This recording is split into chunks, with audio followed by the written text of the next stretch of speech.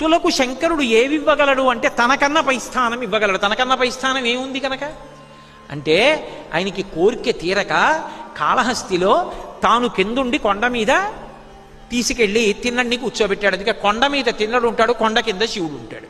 ఉరే నేను కింద ఉంటాను, నువ్వు పైన ఉండరా అన్నాడు. భక్తులంటే ఆయనకి అంత ప్రీతి, అంత ప్రీతితో వ్యవహరించి భక్తులకు అన్నీ ఇవ్వగలడు. ఇచ్చి తాను భిక్షాటనమూర్తి కాగలడు. భిక్షాటనమూర్తి భిక్షేశ్వరుడు అంటే అర్థం భిక్ష కోసం వస్తాడు అని.